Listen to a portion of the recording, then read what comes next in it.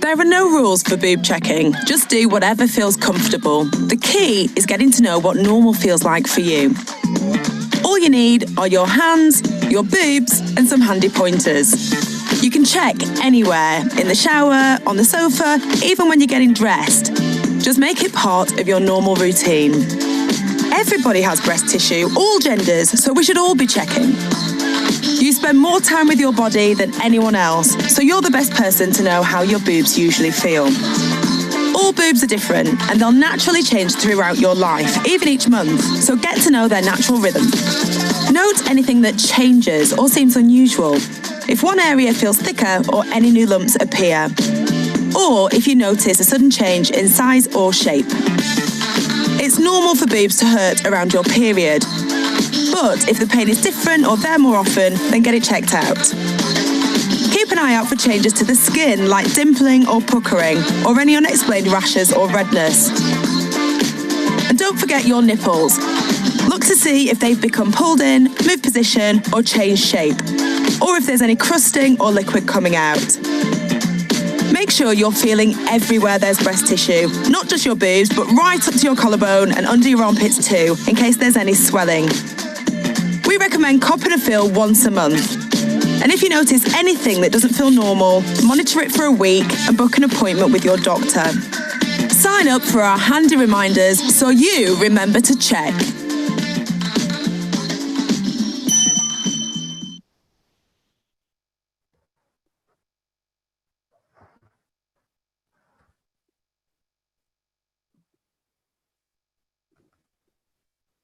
Okay, good evening, ladies and gentlemen. Thank you for joining us again on the third webcast of Jamaican Diaspora UK Health and Wellbeing Arm. And I'm delighted to tell you this evening that we're going to be talking about breast cancer. And I'm sure you're all intrigued.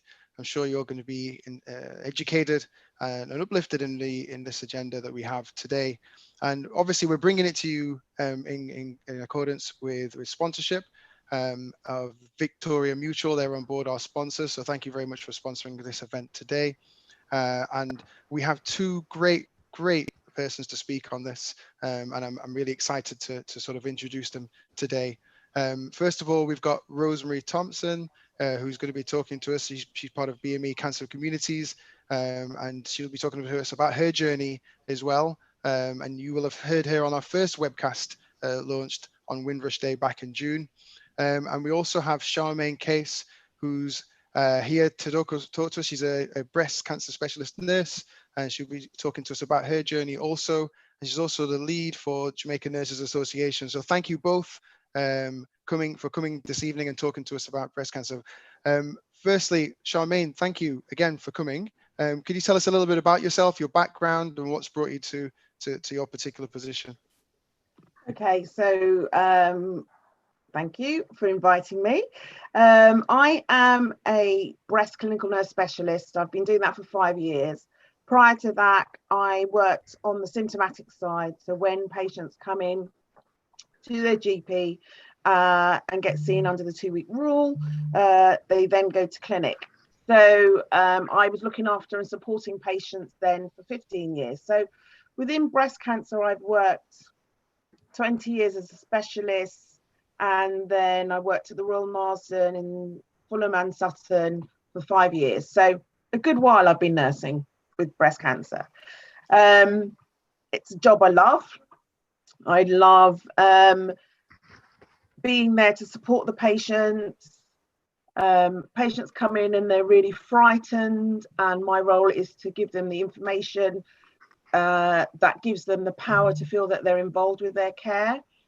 And the fear of being told you've got breast cancer and the unknown of what's going ahead, that's my job, to give them that information, give them that, help them along their pathway, the journey that they never want to go on, to make it a little bit easier.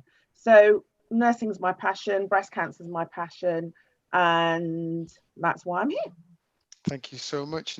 And speaking of sort of information and giving information, I think Rose, you're viewed as one of the UK's leading BME cancer information and support specialists. And if you could just give us an idea as to, again, what brought you to that particular position and your interest specifically in that role. Well, specifically, like Charmaine, I have worked in the NHS, but my specialism was in radiography on the therapeutic side. But before that, I had a long history with breast cancer because I lost my mother to breast cancer when she was 47. And I'm coming from the cultural side of things as well. I did a lot on information, but I really am interested in supporting people. And with COVID-19 now locking places down and actually people not being able to go to hospital, we're a bit concerned that we're going to get a lot more advanced cases. So we would need to raise awareness about it. But my mother, I come from faith community, Pentecostal faith community. It was 1976. There weren't the services there that they are now. So, you know, my mother didn't initially tell me that she had breast cancer, and I was training to be a radiographer. And we talked all the time, but, you know, it was about prayer. And I'm not going to ever diss prayer because I am a Christian as well. But the fact is that she didn't have the help that we have now. And certainly there wasn't the cultural competence. And, you know, I've known people who through prayer, you know, they've got better. So she was praying for divine healing. And also she was a mother of 8 children, 7 girls and 1 boy. My father was a bus conductor working every hour that God sent to keep the family. And so she used to kind of help us by sewing, a seamstress. So I guess she was praying for healing. And then if she did get healing, she wouldn't have to stop all that and have treatment as well. But unfortunately, we lost her within 6 months. And that was a huge shock for the whole family. And then I'm a twin. My twin sister was diagnosed at the age of 34. I'm not going to talk too much about family history because we do have a family history. But what I do want to say to all of you out there who may be listening because you've got breast cancer, I was diagnosed in 2015. It didn't show up on the X-ray. So it was stage 3, but that was 5 years ago. So I kind of want to encourage you that you can actually survive with breast cancer. And I hope we can give you some information if you're asking questions that we can answer some of those questions. Fantastic. Thank you so much, Rose, for that summary. So as you quite rightly identify, we are taking questions on Facebook. It's being live streamed through YouTube. Please ask questions, ask them away. We'll ask our 2 panelists here who are wise and wisdom to breast cancer. So please fire the questions in throughout, and we'll look to answer those during the discussion. So we're also live on Facebook. I must have got a little bit of a problem there. So please fire those questions off, and we'll look to answer them. So you heard the summaries there of our 2 panelists. Breast cancer, as people may or may not be aware, it affects 1 to 1 in 8 to 1 in 10 persons of females, and also males. And you saw from the video there, from the checking video there. Now, cancer in itself is prevalent in life, and we're focusing on breast cancer today. So one of the first questions I think I'd ask Charmaine is how do people access breast cancer services? How do you access it? So in the UK, you have the 2-week rule, and that's been around for a bit. So basically, the main thing is that you can, like the video, if anyone missed the video at the beginning, we're going to show it again at the end, is that you need to know what your breasts feel like. And therefore you'll know if there's any changes, and you have to check them regularly. And if you're having periods, I would say either do it before or after, but at the same time. So if you feel anything, or there's pain, or your nipples are not right, then you would go to your GP and say to your GP, could I be referred to the breast service?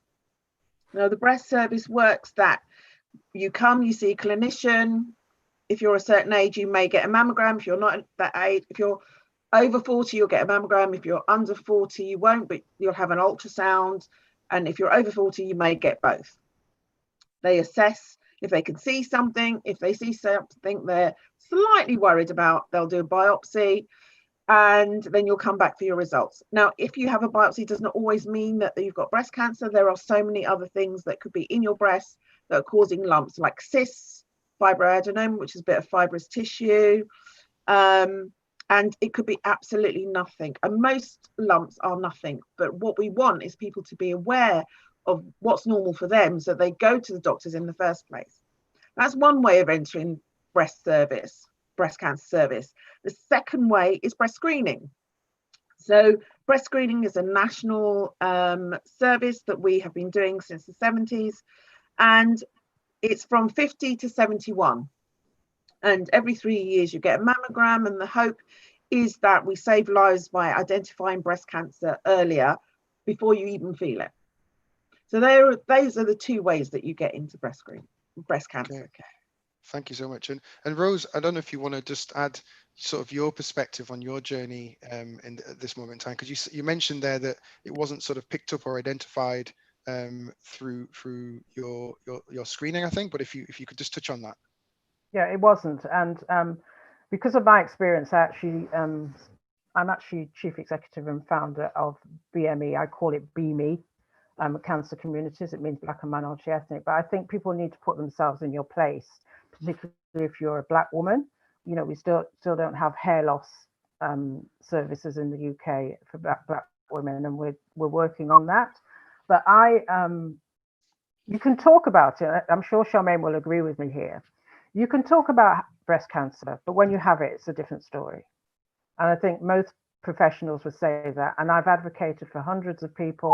I've advocated for people who want treatment, who don't want treatment, because my grandmother was the kind of midwife in Clarendon and used herbs and traditional things as well. And we need to get the right information out.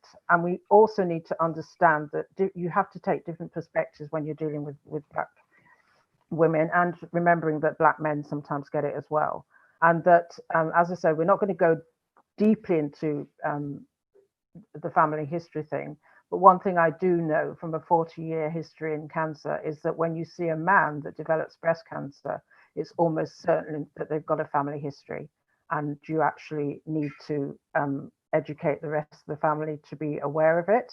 And what happens with family history is they tend to get younger. So my mother was 47, but my sister was 34 when she developed it. And we see that in prostate cancer.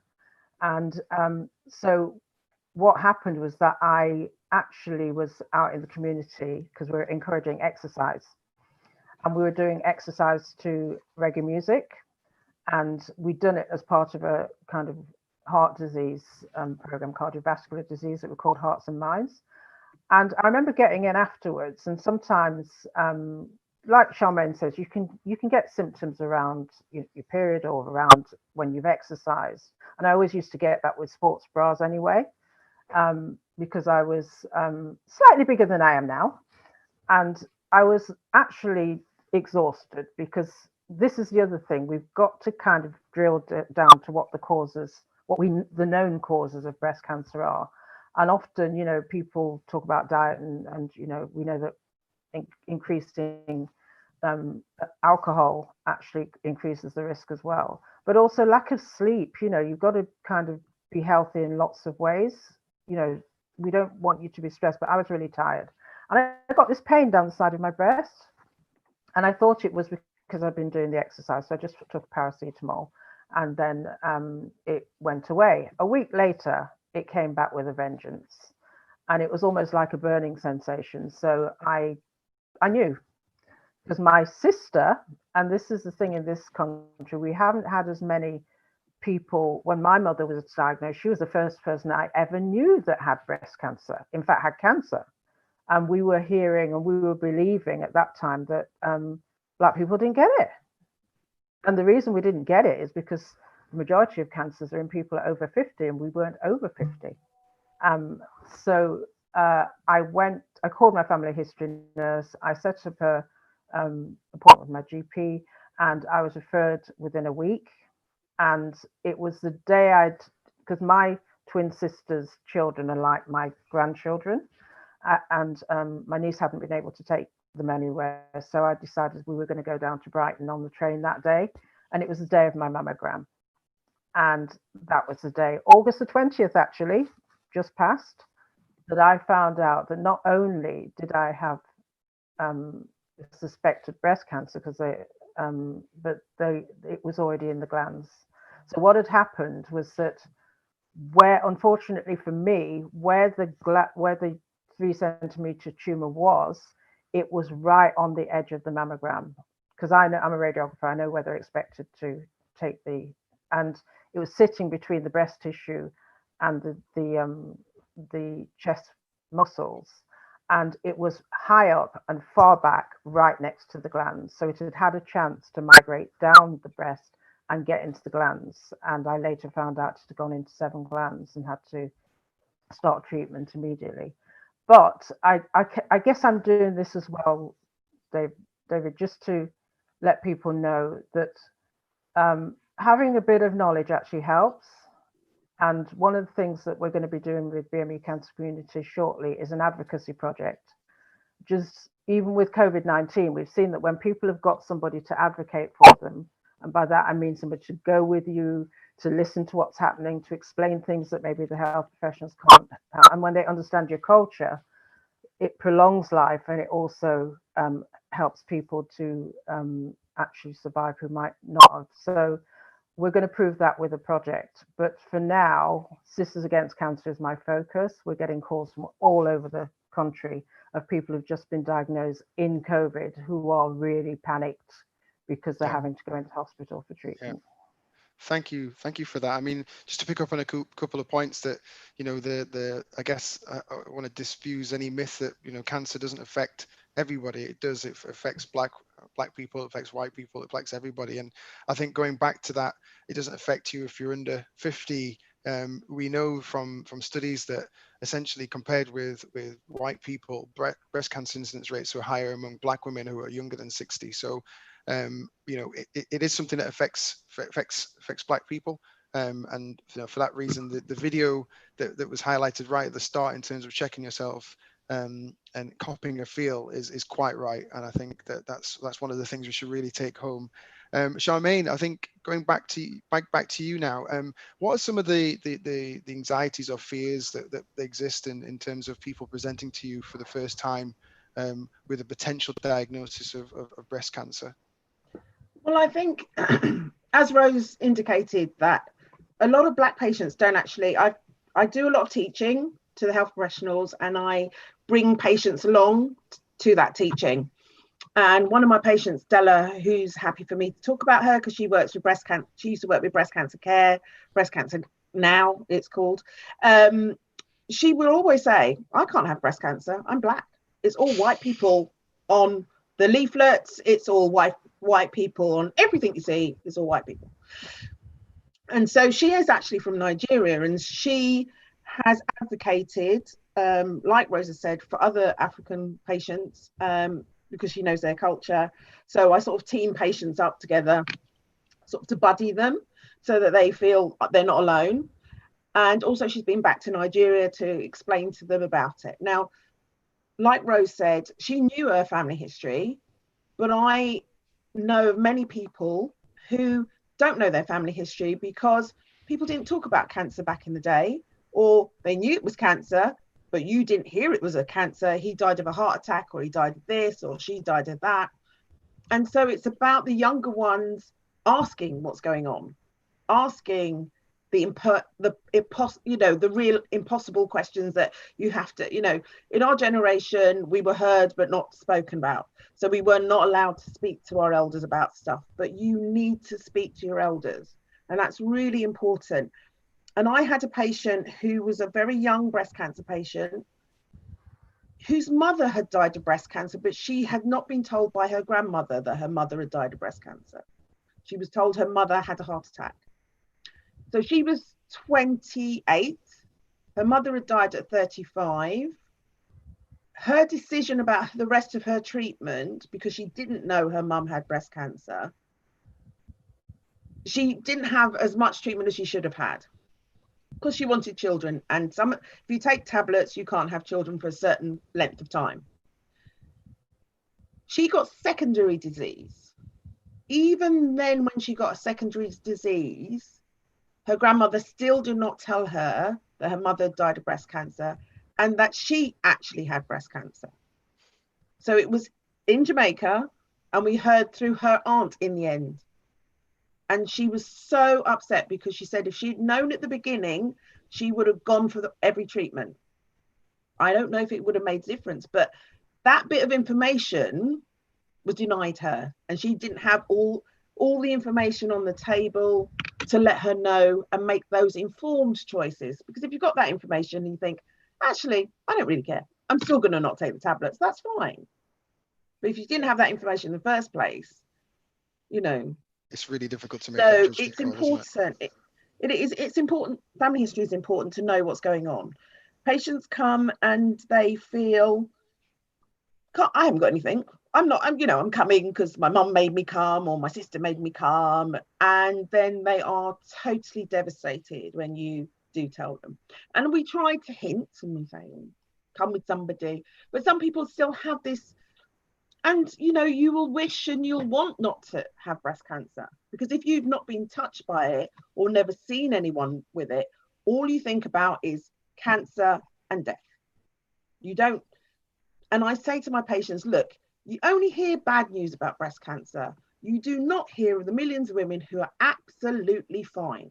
You hear about Mrs. Jones being diagnosed with breast cancer and she died. You don't hear that she probably had it 20 years earlier, it came back, and you're just hearing about it. So it's encouraging people to, I do encourage them to meet other patients, and patients do meet patients while they're going through their treatment. The cultural issue is interesting because I was the Macmillan poster girl about 5 years ago, because there are not many Black professionals in cancer. So if you're a patient that comes in and all you see is white people, you've got no one to have that cultural conversation with. I have a lot of friends who are breast cancer nurses, and they call me about their Black patients because they're in the middle of the sticks and they've got one patient, and they'll go, well, what do we do about her hair? And her hair's going to fall out. And what about wigs? And, so I am an advisor culturally to other people who haven't got our cultural thing. But as I said, information is power. Advocacy is part of the professionals. I'm there for them, whether they have treatment, whether they don't have treatment. I'm not going to tell them off. We can only advise, and it's for them to feel comfortable with whatever they're doing. So if they have all that information and make that choice, we're still there with them if they don't want the treatment. That's my job. I'm their advocate if they haven't got one. Fantastic, thank you. Yeah. And so you heard it first there, that information is key. And so please ask the questions throughout this webcast directed towards our two panelists there. And advocacy. I mean, Rose, you touched on it a little bit there. I don't know if you want to delve a little bit more into that advocacy kind of role that exists, that you're trying to promote. Could you tell us a little bit more about that, Rose? Yeah, absolutely. Because I actually started Sisters Against Cancer because I was introduced to somebody who actually preferred to use traditional methods, and they basically were sometimes come in for appointments and sometimes not. And I understood her. I understood my mother. I saw my mother prayed for when she had back pain, and I'm pretty convinced it had gone into her back, and get better without treatment. So I don't dismiss prayer. I don't dismiss, natural remedies.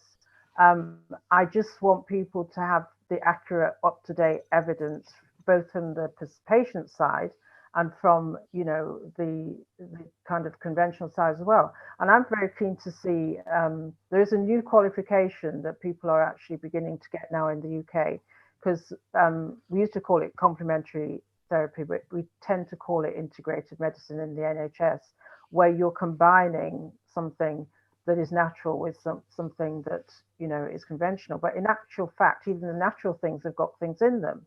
So I'm very interested in things like, I watch what's going around the internet, and things like high dose vitamin C cures cancer. But you need to know the other side of it. And that's how you know you're dealing with a professional. because if you give intravenous high dose vitamin C to some racers, and I've had a patient it happened to, and it was administered by a professional who didn't know this, I'm very interested in kind of us leading on the research. You actually, if they have a trait in their blood, and this was an Asian patient, and it was a child, there is a trait in their blood. If you give them high dose vitamin C, you will throw them into such serious anemia that if they don't get a transfusion quickly, they could die. So we have to have both sides of the arguments when we're actually looking at natural things as well. But I've seen people do very well because they're actually eating healthily. You know, they're exercising, and they're doing that in their own community. And I don't think we should dismiss what people are doing. And also, we need to understand this program, you know, David, is going out to people who are probably listening from places where they can't afford to pay for their treatment. We have people, and Charmaine will say this as well. I've had people when I was working in London, and I worked at the Westminster Hospital first, and it was mainly private.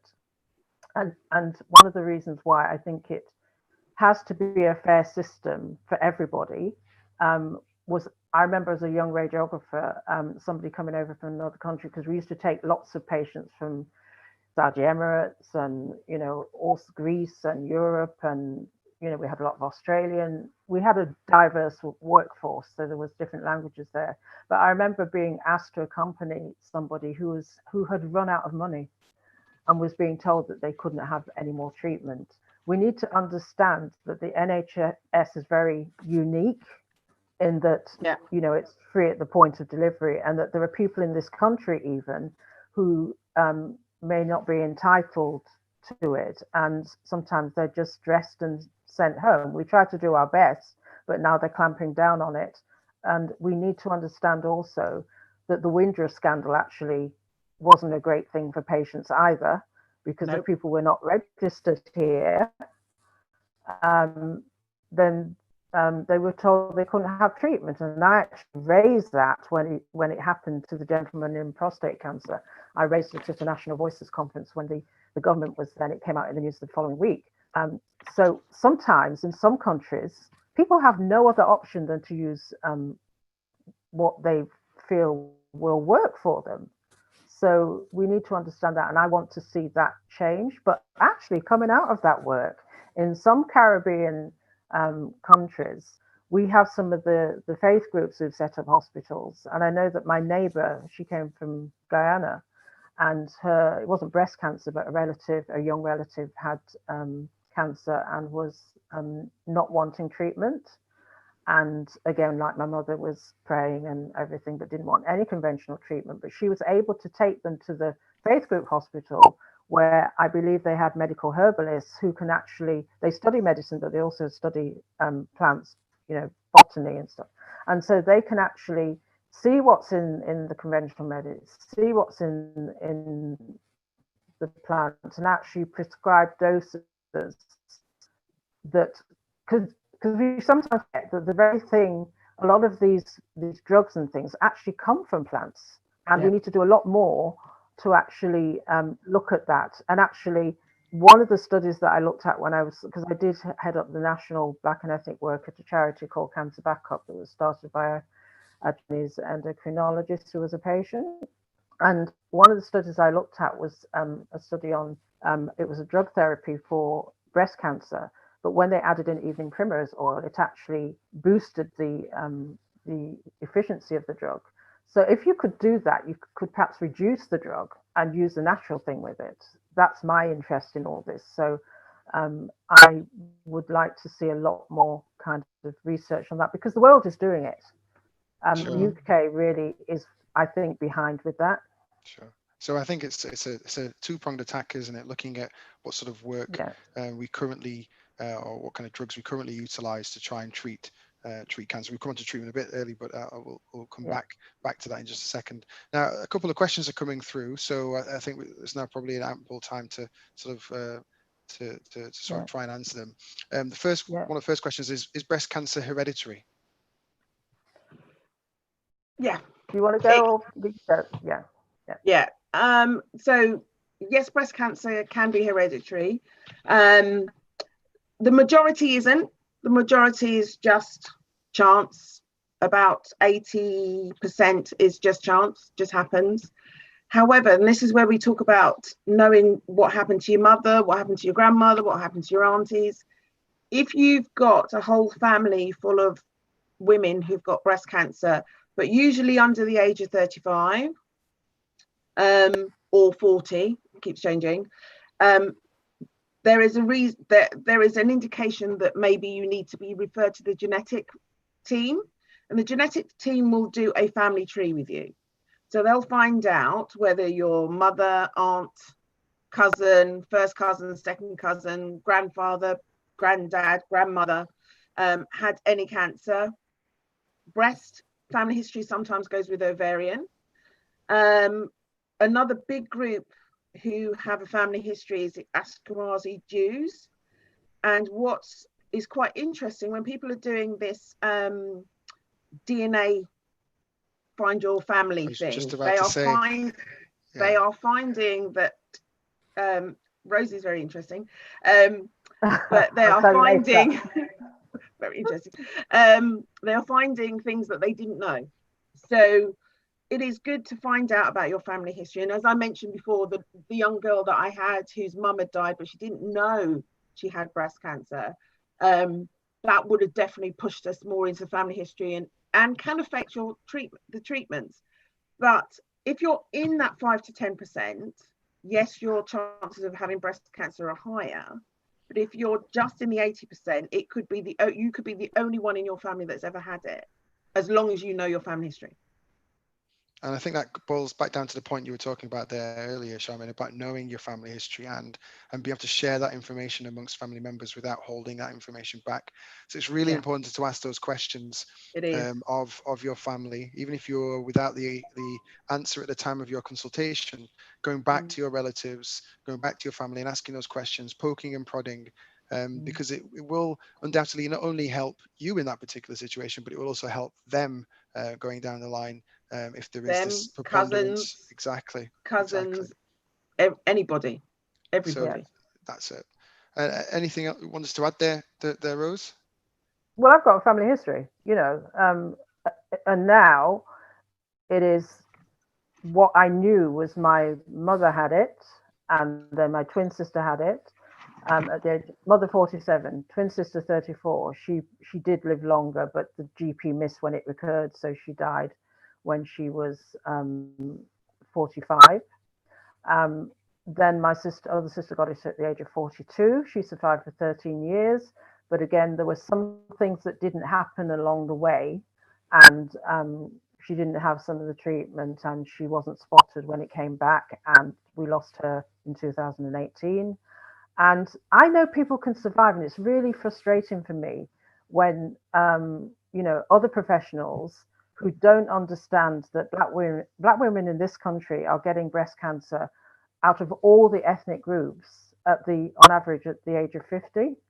And that means we're getting people under the age of screening, which starts at 50, who are getting it at younger ages. And we also know that there's more than one type of breast cancer. 80% of the breast cancers are what they call hormonal breast cancers. And actually, they are fueled not just by, we're supposed to have a certain number of hormones passing around until we get to the menopause. But when you put on weight, you produce a hormone mimic, actually, that extends the amount of time we've been exposed to it. So that is increasing people's lifestyles. I'm sure Charmaine can talk more about the causes. But what I did find out from my family history is that I was studying and talking about the St. John's London actual kind of study that was going on with Jewish women. And it was coming out that when Charmaine says Ashkenazi Jewish women, she's talking about the East European women who migrated from Germany during the war, but also there was a big migration down through Spain and Cuba during the Spanish Inquisition. And I don't know how many of you knew that there used to be 20 synagogues in Jamaica, and there were Jews in Jamaica. And there were people who basically, a couple who came through Germany, from Germany as well. And what was happening, because they didn't have the papers, then the Caribbean was letting them in if they, paid for land and whatever, I think it was. But they then actually got put into prisoner of war camps under the colonials. But they were there. And I'd always heard when people were talking about my grandfather that he was sometimes called the Jew. And I didn't know much about that. And then I started looking at my mother's surname, Fairman. We were the only my uncle was the only Fairman in the book. And then I traced it back to an Ashkenazi Jewish name. And I didn't even clock that maybe the breast cancer was coming from my grandfather's side, because we thought that breast cancer only came through the women's side. But Charmaine can talk more about this. It doesn't just come through the women's side. So I suspect that it may be coming. We're trying to trace our roots more now. Because remember, David, we were born here. My family could not afford to keep bringing people to Jamaica. My brother went. He was the only boy, and he went with my mother. And my dad went, but everybody couldn't go. I didn't go to Jamaica until I was in my early 20s, and so we weren't hearing those stories directly from relatives. I heard that there was a relative who'd had a mastectomy very early on, and she survived, but that was all. And I was actually writing to my mother's, we call it sister, but she was actually a stepsister, and Aunt Norma was writing to me, and she was saying, she had this. My mum was very funny, and she had a big sense of humor. We were of that family that says you have to take bad thing, make laugh, and so everything was a joke. And so Aunt Norma was like that. I was writing to her, then the letters stopped, and I remember my mother getting a letter when she must have had breast cancer. I remember we were fitting a carpet in the bedroom, and she cried. Because Aunt Norma died of cervical cancer. I didn't know she even had it. So it wasn't spoken about. And this is why we're trying to speak about it now. So just talk about the, Charmaine, if you could just talk about the paternal side of breast cancer. I was talking to father's side. Yeah, I was talking to Rose that for some reason in Tooting I'll just continue while Charmaine comes back on air. We can hear. I started looking into genes, and the people say there's no such thing as genes. Yes, we couldn't see them before, and actually in Leicester, where I live in Nottingham, is where a lot of the DNA stuff started. And I was talking to Professor Julian Barwell, who is an expert on it, and it was when I was talking to him some years ago. He said, you do know that breast cancer can come through the paternal side. Sure. And there are the main genes are what they call BRCA, BRCA, or breast cancer 1, breast cancer 2, and there is a breast cancer 3. But they found out it took a long time to find a prostate cancer gene, but we know that breast cancer, at family history, you'll have a lot of people who may have breast cancer, but some people may then see somebody pop up with ovarian cancer. They're linked, same gene. But then they discovered that the prostate cancer gene looked like the ovarian cancer gene. So there was a link there, and there's even a link to bowel cancer. So we know that breast cancer is the most common female cancer. It's had the most research. But he said it could have come through your father's side, your grandfather's side. And we don't know that yet because we don't know enough about the family. So we'll be looking at that. We wanted to go this year, but yeah, carry on. Yeah. So I was going to say, so in terms of hearing it, we can hear you now, Charmaine. That's great. If you could feed that back again. Yeah. Okay. So what I wanted to say is, Rose has talked about BRCA1 and BRCA2. So BRCA2 is really the one that sometimes carries the male gene down the main line, and it can be associated with prostate cancer, and it can be associated with pancreatic cancer. for some reason, Tooting has a very large amount of breast cancer. About 300 to 400 men are diagnosed every year with breast cancer. And I know of a patient who is an Asian patient who had, actually, when I got to George's in 2000, he'd already had breast cancer. And you just thought, well, he's got breast cancer. And then his half brother got breast cancer. And that's when they referred them to the genetics. And when his children got tested, it was 2 boys and 1 girl, and the 2 boys were carrying the gene, not the girl. So we're discovering more and more, and that's why the family history is important, because everyone would think, oh, it's just the women, but you really have to think about the men as well, and the uncles and the cousins and everything, and it is important to find that family history, and that it can go down the paternal line. So the genes that are going around are breast cancer 1, breast cancer 2. There's a newer one called TP53. There's one called PAL-B. They are researchers out there trying to get more about breast cancer. And the Rose has talked about that the younger Black women are getting breast cancer. So breast cancer, yes, mainly is a female, a white female. However, Black women do get breast cancer, but it seems to be that the younger ones get the more aggressive type. The reason for this, they're still researching. I personally feel, and this is my personal opinion, that it's about the family history. It's about knowing what happened to your family. It could, the reasons for breast cancer are phenomenal, but being overweight, drinking, having the contraceptive pill, taking HRT, smoking, not being active, that's all things that you can have influence on.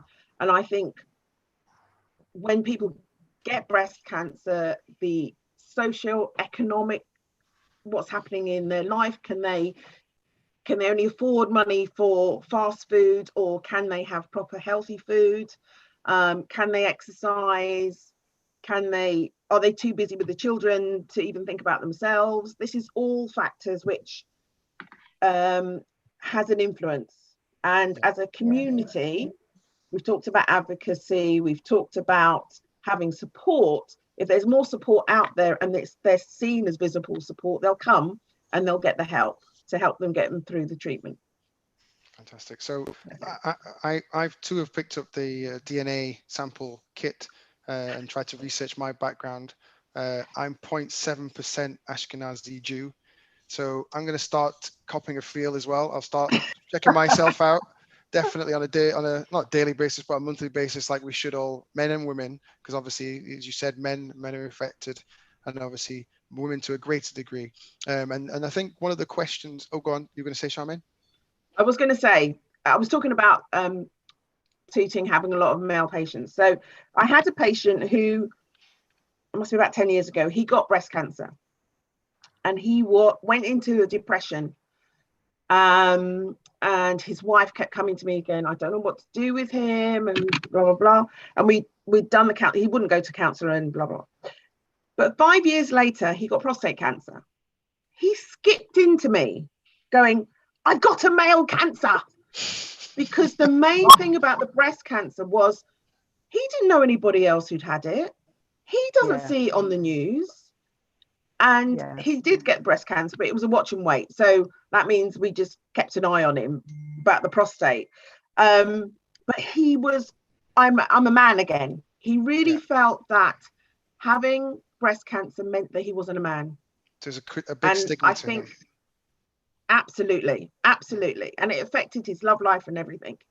So it's good to talk about it, make people aware. I do a lot of breast awareness lectures to churches, mosques, everywhere, just to get people to talk about it and understand that you can live with breast cancer, you can get over breast cancer, and you just need to talk about it. You just need to talk, make people aware.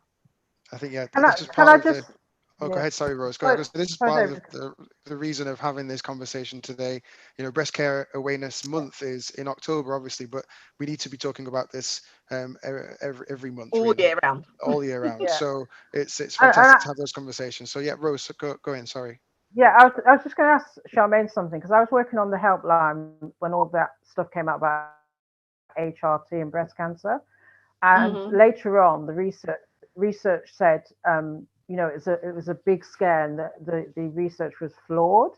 So are they still telling people that they shouldn't have HRT? Because I thought the advice had No. changed. So when it all came out about HRT, it was mainly the high dose HRT that some of the GPs just kept repeat prescribing.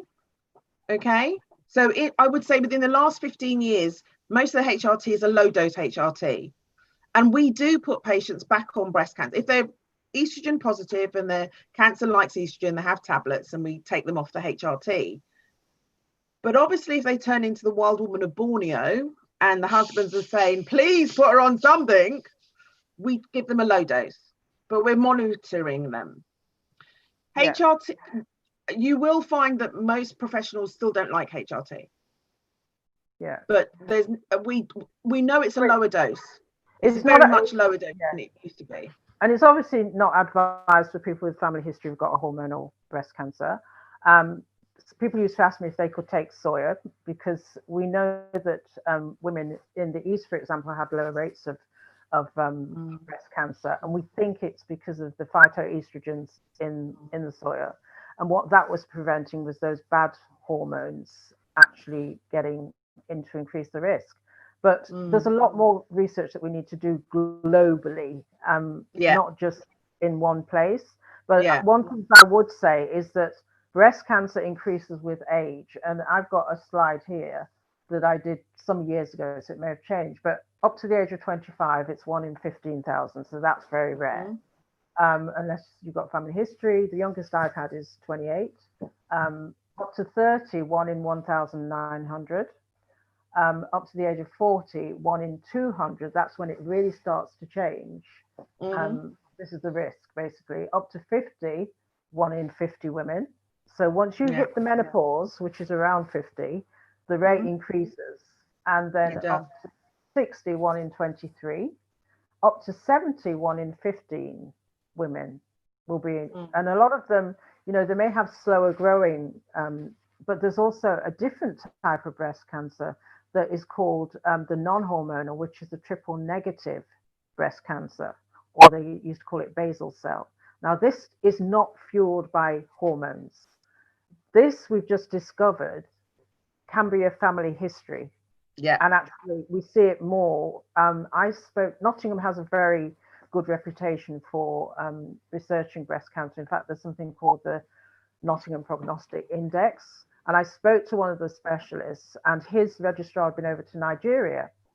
And one of the things that concerns me is that we've got people in this country who may have been diagnosed in other countries, and they may have been put on the wrong drug, because you can't really use the same drugs generally to treat the two types. And what he found was that Nigerian women were actually getting this triple negative breast cancer more. And I've got one of our group who has got hormonal in one breast and triple negative in the other. I've never ever seen that before. But we do know that we see family history with triple negative, and you can get the mother get it and the daughter gets it. But most of the research has gone into hormonal breast cancer. So most of the drugs have been developed for that. And if you give tamoxifen, for example, was one of the big breakthroughs of hormonal blocking, so that it blocked the cells from taking up the hormones, and it made a big difference, particularly to postmenopausal women. And there's a number of drugs like that now. If you give that, and it's in tablet form, and actually it's cheaper. So in countries that have not got, the money to actually treat people, and people choose to pay for things, some of them have been having hormonal tablets for triple negative treatment, and actually it will not be effective. And my concern is that some may be here now who've had that, who will relapse here. So, you know, it's those kind of things I want to educate some of the health professionals here about. Sickle cell anemia, stuff like that, when you've got other things going on, it's really important. We can cover those things later on. But I just wanted to say, at the moment, the accepted kind of screening age, and I am on the National Advisory Committee for Cancer Screening in the UK, and there's a lot to do because we know that 9 out of every 10 lumps are not cancer, and that's not cost effective, really.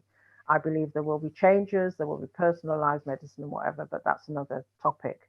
But as you get older, just because you're not being invited for screening doesn't mean that you can't call if you've got a problem or speak to your GP. You must, if anybody who gets a persistent problem, my nieces, for example, I educate them. My daughter has just turned 35. It depends what age you got it as to when you start being screened, because you've got a low risk or a medium risk or a strong risk. We've got a strong risk. So she will start to be screened at the age of 35. And I'd rather, you know, we found there's a lot of criticism about screening, and I do believe that there's a lot of discussion that needs to go on about this. And I think there are blood tests coming that may replace screening for everybody, and just those are at risk will go on to have other tests. But the reality is we all need to be aware. Yeah, and that's a really good point in regards to the screening aspect. It's a good way of trying to treat a population, but undoubtedly we can't just rely just on that as a source of trying to get to grips with a condition. Got to be aware. I think there's a big push to sort of, even after the screening age, that you can see the incidence is still quite high. So the self-check is very, very important. And if you have any concerns, then you must relay those onto your GP or seek assistance in that way. So that's a very good point. So we've touched on the hereditary aspect. We've touched on sort of the causes potentially in and around our community. Can we sort of go on to treatments now? And one of the questions it's quite an interesting question that's come in is, if there is this family history, should one take preemptive measures and sort of have a mastectomy based on the fact that you have this strong family history? That's a question that somebody's put through there. I don't know if anybody could answer that. Rose, do you want to go first? Yeah, I will, because I was offered a double mastectomy. I didn't have a double mastectomy. I just had the breast operated on that, and I didn't even have the usual like implant like other people, because I wanted to try a new thing that is called fat transfer, where instead of, because they can either pull something round from your shoulder to form it, or they can take some. They could have taken the fat from my stomach because I need to lose some. And I always used to say to the other women, if you want some extra fat, you can have some of mine. But I was interested in some of the new techniques that were less surgically kind of, you'd have to recover from them far longer. So I tried fat transfer. I had a small, and because the fat cells don't keep they can't grow their own blood supply, they can be reabsorbed into the body, and they've always been used kind of more often in plastic surgery, cosmetic surgery rather. So I had a plastic surgeon who did it, who was interested in family history. And so I had the breasts reformed with that. And I wanted it done with all of fat, but we found that we couldn't do it with all of fat. So I had a very small implant. And actually, it did lose the fat and went down afterwards. It was the same size and then it went down. Had it done twice. And then what can happen is that you can get what they call fat necrosis, where little non-malignant tumors form, but they're pretty painful. So I decided then just to have the other one adjusted, not taken off. You know, it is a decision that people need to sit down with the clinical geneticist. I think we're in an age now where I'm really optimistic about some of the new treatments that are coming in. We did participate with the consultation on the 100,000 Genomes project in the UK, where Charmaine can probably talk about that. But actually, we are learning more about the DNA of disease. And because of that, we are getting more closer to cures. And I certainly know people who weren't expected to live, who had, my cancer was diagnosed as stage 3. nobody could have been more shocked than me, because I was quarreling with God. Here I am, an expert, and here I am with stage 3 cancer. But actually, as that how to take bad thing make laugh, we have to take things and turn them around. And it actually is why Sisters Against Cancer happened, because as I was going through the journey, then I met women who really needed support. And we've got a Zoom meetings that we are now allowing women into who need to. And I see there's a question about leaflets on bmecancer.com. We have got Sisters Against Cancer leaflets. I haven't been focusing so much on developing the information, but I will get back to that. I really would like to write a report on breast cancer and Black women.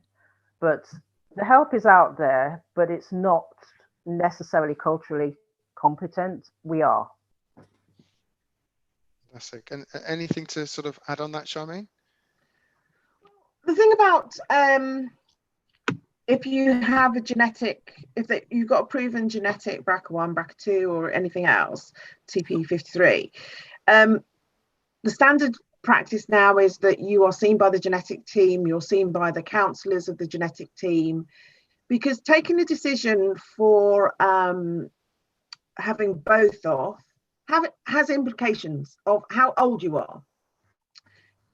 So I have had patients who are in their 30s who would prefer just one side to be treated because they've got breast cancer. They haven't had children yet, and they would like to breastfeed their children. So therefore, they're not happy to have that prophylactic taking the breast off yet. And if someone has a gene, they could have their breasts off and their ovaries out. So that's a big decision if you've not had children yet.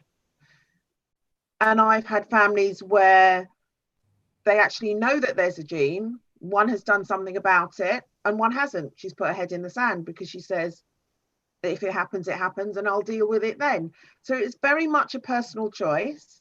The NHS has got that provision, but it shouldn't be something that you leap into. Now, I know that a lot of patients come to us and go, well, in America, they've done a bilateral mastectomy. Why can't I have one? The reality is, we're not saying you can't. We're just saying, can we deal with what we're dealing with now? Because sometimes... Actually, Charmaine, they're not doing it as much now. I went over to America, and the insurance companies are not paying for double mastectomies unless you've got really solid evidence to see that, say, you've got a family history and you need it. Brilliant, brilliant. From my point of view as a breast care nurse, having breast cancer and getting through the treatment is the first thing you should do.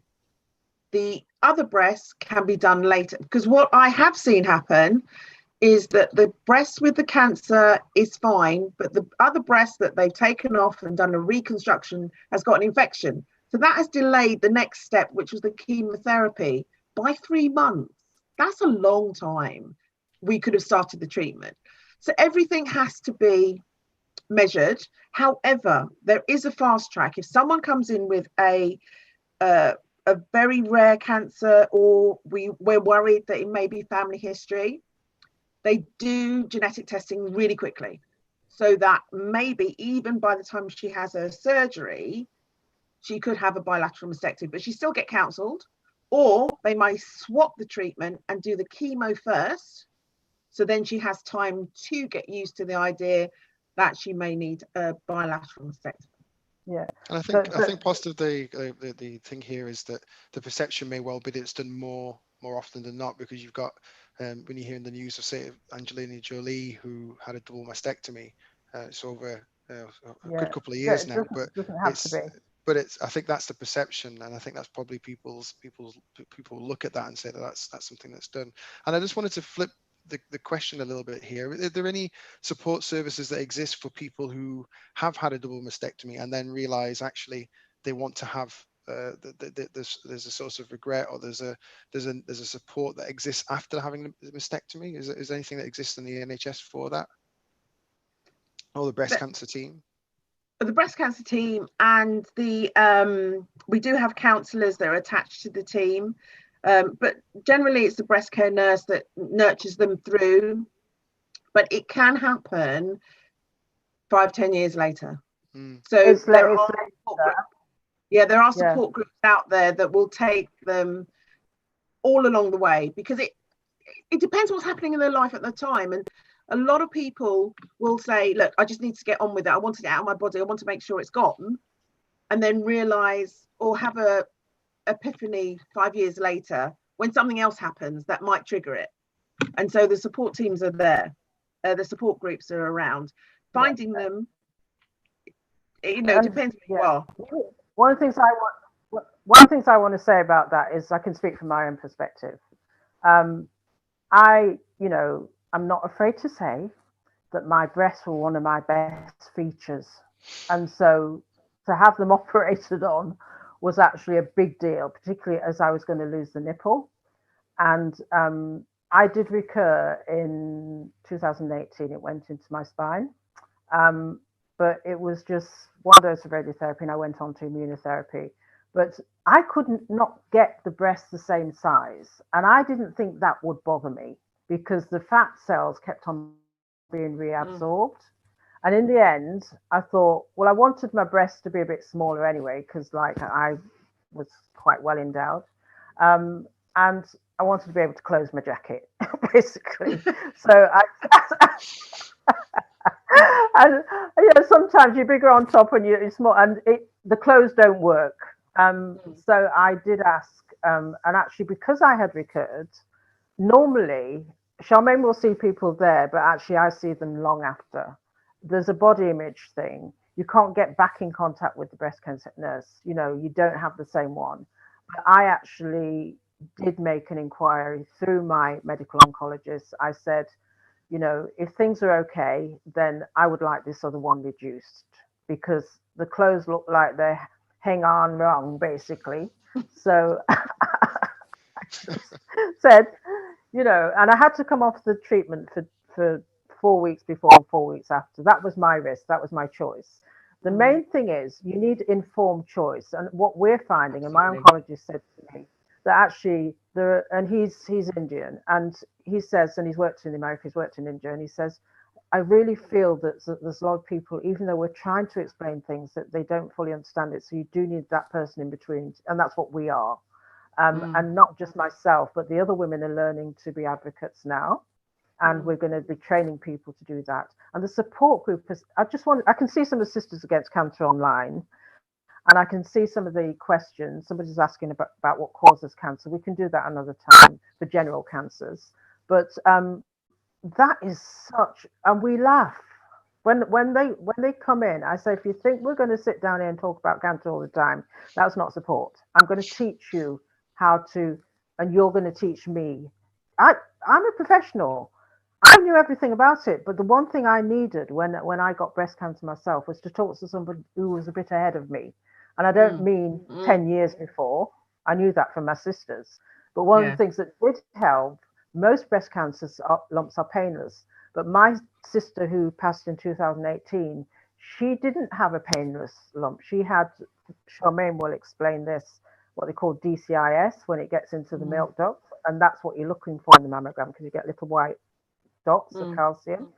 And she said it was pain that alerted her to it. So don't think because you have pain, don't let anybody tell you that all cancers are painless. It's an abnormality. It's a persistent thing. And so this conversation has been light-hearted. It's been smiles, even though we're talking about the topic of cancer and its seriousness around that, but it's to sort of have that conversation in a light-hearted way. I think it is a tribute to both of you talking on such a sensitive matter, but it's been a fantastic talk. Yeah. We're going to be wrapping up shortly, so fire those Already? questions still. I know. That went quick. Time flies. Time flies when you're having fun. Talking about topics that are passionate to your heart. So a couple of questions I want to just try and wrap up with. So why are Black women diagnosed later than other ethnic groups? I think one of the things we've already talked about is the screening program and the times that sort of exists. But are there any other thoughts that you will have on sort of why that is? Lack of awareness. Yeah, it is. And because we didn't have, those family relatives. Like when I was training, the whole of the treatments were white British women, and some of that had family history. So they were learning from their families, they were learning from their neighbours. We didn't have that. We thought we didn't even get cancer. So there's a greater awareness now, but there's still a lot of women coming from other countries and where they didn't. And actually, what we do know is that when people travel to another country, adopt a different lifestyle, like the Chinese women who got low rates, within 2 generations, like in America, they were getting the same rates as the country of origin. So we see increase, but it's the lack of awareness more than anything else. It's definitely the lack of awareness. It's about, you know, we had the video Copperfield, know what's normal for you. So we talk about, I mean, Rose talked about pain. They used to say pain wasn't a thing. Breast pain you can get when you have your menopause and there's pain. But if it's persistently there, doesn't go with painkillers, go to your GP. You're talking about laughing. So when I do my breast awareness, the one thing I say is about the nipples. And if you normally had an innie and suddenly it's pushed out, there's something pushing it out. And if normally you're an outie and then suddenly it's going in, there's something pulling it in. So that's a change. So if you know what's normal for you, then you know there's something different. And it's to be aware of what the signs and symptoms are. So it's a lump, it's a dimpling, looking like orange peel, not a good one. A rash, anything wrong with your nipple, blood coming out, definitely not a good one. Under the armpit, collarbone, any lumps or changes in size. If suddenly one's getting bigger, there's something making it get bigger, and it's not your husband touching it. So, and that people must realise that some partners find it all the time. Sadly, I had a patient who on a honeymoon, her husband found it, but he found it, so good for him. But feeling is really important. Like I said, I've been to churches, I've been to mosques, I've been, we've got to remember that with screening, some of us are second generation. So our parents came here in the 60s and now we're in my 50s, I'm screening age. But you have people coming from different countries at different times in their life, and they are not part of the system. So you have to go and educate them, and you have to get into this. We do schools. One of my colleagues goes to one of the colleges in London and tells them about looking after themselves, knowing the boys to know what's in their balls and the girls to know what's in their breast. I'm just saying, awareness is key. Yeah, and actually most people who screen, they're the ones who are caught early.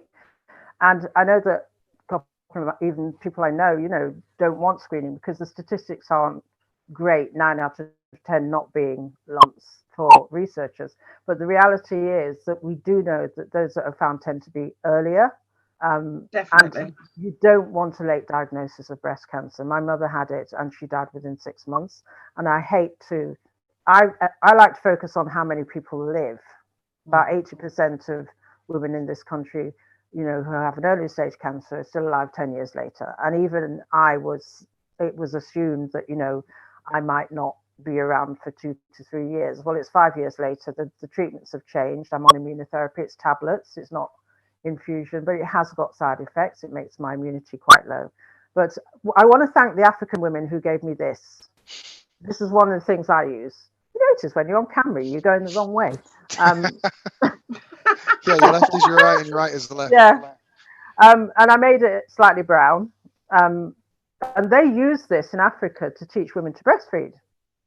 And I was at a community centre and they were selling some.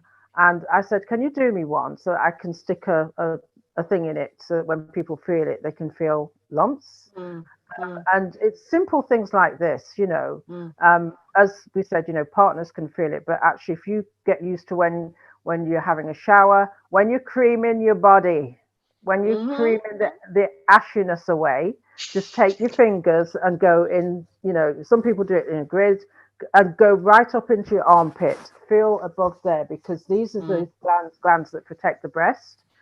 I had to have their treated as well because I was stage 3. Just a couple of doses of radiotherapy, it's kept it away. I had 7 glands and they took 9 away. There is something called the sentinel node that actually you can see trace the order. And what my surgeon did, he checked them to see which ones had. When he came to 2 that didn't have cancer, and he stopped there because I asked him to do that. Because lots of different women are confused about how many glands are taken out. And I have lymphedema in my hand. It's a bit more swollen. I can't get this thing. Can you see it's a bit more swollen than the other? But not everybody gets that. About 1 in 5 women get it. But I had an infection and all sorts that increased it. And I'm finding my own ways to reduce it, which I have told my doctor about. I don't always do the standard thing because I know that there are traditional ways of doing things. So we will cover more of this, won't we, Charmaine? Yes, dear. Yeah, but I talk too much. The question I had for both of you is, how do you sort of have access to your respective services? So how would people contact you as a breast cancer nurse, Charmaine, firstly, and then Rose, in terms of your action within the community, how would people get access into sort of your advocacy role and information if they requested that? Well, one of the things, Charmaine, do you want to go first? Because you probably have a more straightforward answer than I do. Well, I work within screening, so that is I work at, you know, I'm not saying anything else. I work at St George's. Yeah. I work through screening. I am not a breast care nurse for everybody, but I know people who know people. So within my role, I can only do screening. So I talk to the ladies who come through screening. But through my charity of Nurses Association of Jamaica, we do talks on breast cancer as well. And, you know, if someone would like some advice, I can go along with general advice that I would do normally. Yeah, fantastic. And in terms of the being, you're president of the Nurses Association of Jamaica, UK. Fantastic. And in terms of your role and remit, are there any places that you go for your kind of projects and things? Is it London centric? Is it outside of London? That sort of No, we have 2 branches. We have London and Birmingham. Fantastic. And we are always looking for members, so please join. We have a website and it's Nurses Association of Jamaica, UK. But we do things in the community, so we do a lot of health awareness in the community. And as I said, I've done breast cancer awareness. We do women's health, we do diabetes, organ donation. We have, not during COVID, of course, but usually we have a educational conference every other year, and then we have a health awareness in the communities, and Birmingham does a lot as well. So we're trying. Fantastic. And where can we find, what's your website address or contact details? It's www.naj.org.uk. Fantastic. And Rose, how would people access your sort of information service, BME Cancer Communities, and the Sisters Against Cancer as well? Yeah, I actually left the NHS to actually focus on the community in 2003, and so we started the charity, and it's bmecancer.com. I used to say www. We don't need to say that anymore, but it's bmecancer.com. Sorry, Charmaine, I'm not. It's just that my husband told me that the other day when I was speaking. I'm not an IT person, and sorry. So service at bmecancer.com if you've got questions. We are trying to expand the Zoom meetings, and as you know, most people can join Zoom from anywhere. But we have to kind of fund this as well, so the charity does need some help with that. But you can certainly look at the website, get in contact with us. We've got a virtual office because we had to let the office go because it was costly. But people do get in contact with us. And if you want it to come to me, then you need to say. But the Zoom meetings, if we've got anybody in the UK who is struggling, because I can't advise internationally because I don't know how it works in your country, and particularly if you're having to pay and whatever, which I think is actually not good, and we need to change that as well. But you can certainly get in touch with us through that. And can I just say, before the video comes up, because I can hear some of my people saying, boobs, we don't call them boobs, basically. My breasts are not a mistake. it was made in the UK, and it was made by younger people, and they do call it Younger boobs. people. Yeah, it was made by younger people. Yeah. Fantastic. I think we've got one further question, or maybe it was a comment, I think, here. In regards to, let me just find this question again. Why are so many people getting cancer or breast cancer? I know we said we'd probably talk about it on another forum, but are there any other sort of tidbits that you might well, or insight you might well be able to shed on that particular answer? Well, we know that 50%, more than 50% of cancers are down to something to do with our lifestyle changes. But also the biggest reason is getting older, aging. Yeah. Unfortunately, I was 64 last Friday. Yay! Happy birthday, in belated birthday. Yeah, but you know, I got it at the age of 59. Wasn't it 59? I went through one whole year saying that I was 1 year older than I was, but I am now 64. That is actually accurate. And actually, that is more of an expected age that you would get it. So mine might not be family history. And I just want to say, even if you have got the gene, it doesn't mean that you will get it. And one of the things I want to do later on is something about breast cancer and genetics, because not everybody gets it if they have the gene. And actually, the BRCA genes are there for a reason. You know, some genes switch things off and switch things off. So they were there for a reason. But when you get these different lifestyles, they change our genes and you get mutations that can then, because cancer basically is the cell forgetting to stop replicating itself, and it replicates itself with the damaged DNA, and then it can, you know, produce blood vessels and produce toxins and things. So we'll do about that another time. But just because you've got a gene does not mean that you will get breast cancer. Fantastic. So only about 1 in 5. 1 in 5. So as a final wrap up, for final thoughts, if you could wrap up in a 2-minute wrap up of your thoughts from this evening, and maybe a tidbit for people to take away with respect to sort of breast cancer. Over to you, Charmaine. I think first, if that's okay. Yeah. So the main thing is be aware. Know what's normal for you. Touch regularly. Feel regularly. Know what to look for. You keep touching. That's it. That's it. Know what to look for. You're looking for lumps. You're looking for anything, skin changes, any dimpling, redness, rash, anything wrong with your nipples, liquid coming out what shouldn't, armpit, and in subclavicular. Healthy lifestyle. So we do talk about breast cancer. We talk about all cancers. But the biggest killer in this UK is not cancer, it's heart disease. So if everybody did a bit of walking, I'm not saying running because running doesn't agree with everybody. Go outside and get some fresh air and do some walking. You eat healthily.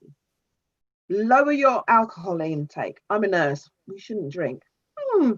Lower your alcohol intake and don't be overweight.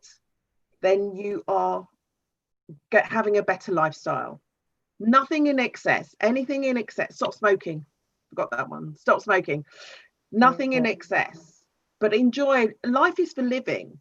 I'm not saying to be a saint and be a monk and your body's a temple, which is lovely but boring.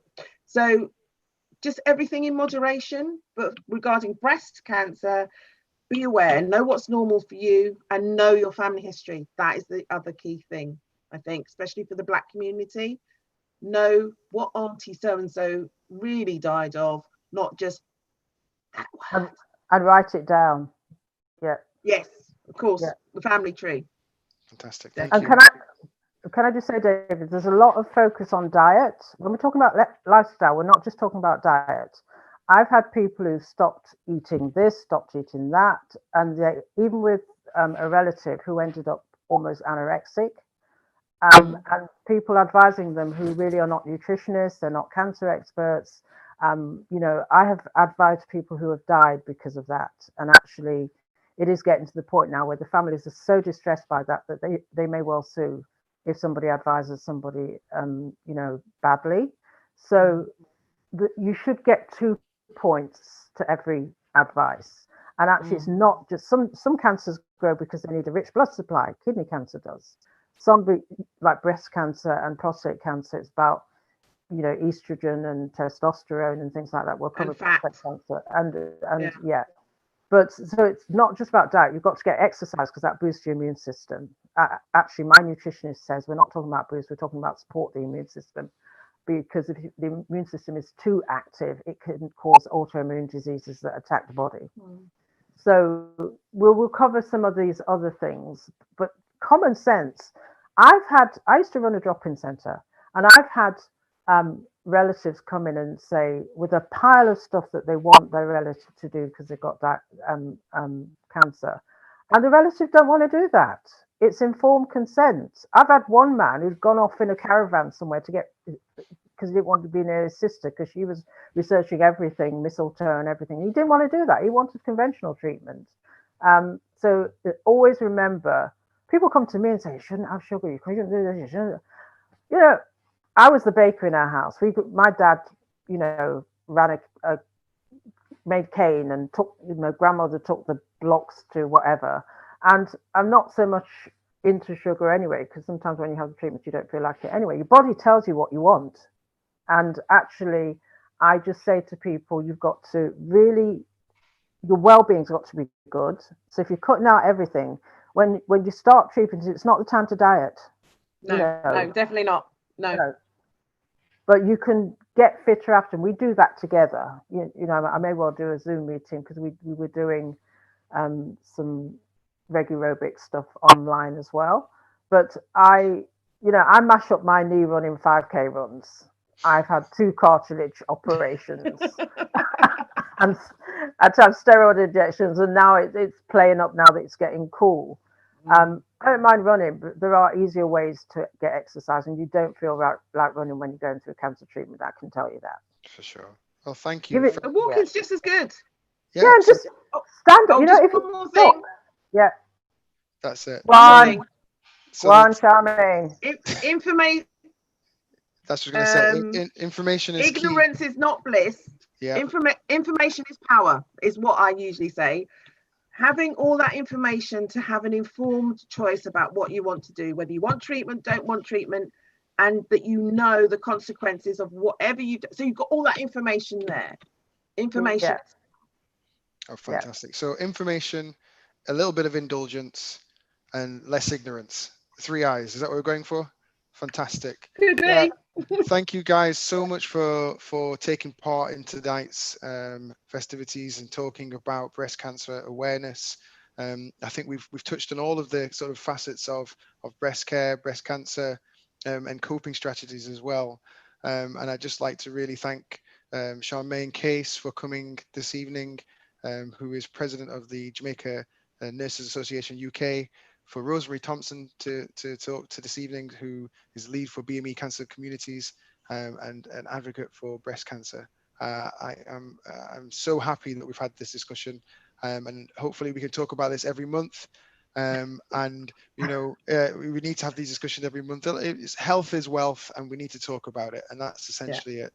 And I'm glad we're breaking down those barriers of potential taboos. And it really isn't. It's something that we should always talk about. So thank you again.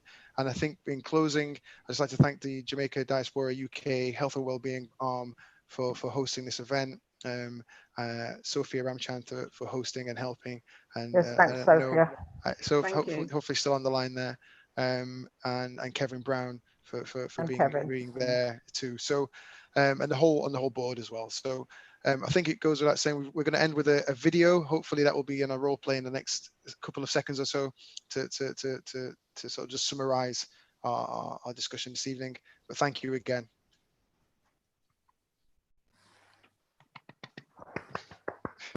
There are no rules for boob checking. Just do whatever feels comfortable. The key is getting to know what normal feels like for you. All you need are your hands, your boobs, and some handy pointers. You can check anywhere. There are no rules for boob checking. Even when you just do whatever feels comfortable, the key is getting to know what normal feels like for you. There are no rules for boob checking. We do just do whatever feels comfortable.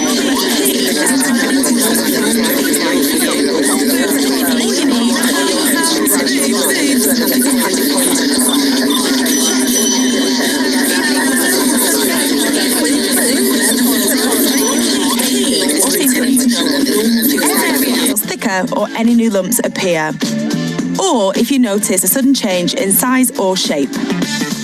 It's normal for boobs to hurt around your period, but if the pain is different or there more often, then get it checked out. Keep an eye out for changes to the skin, like dimpling or puckering, or any unexplained rashes or redness. And don't forget your nipples. Look to see if they've become pulled in, moved position, or changed shape, or if there's any crusting or liquid coming out. Make sure you're feeling everywhere there's breast tissue, not just your boobs, but right up to your collarbone and under your armpits too, in case there's any swelling. We recommend copping a feel once a month. And if you notice anything that doesn't feel normal, monitor it for a week and book an appointment with your doctor. Sign up for our handy reminders so you remember to check.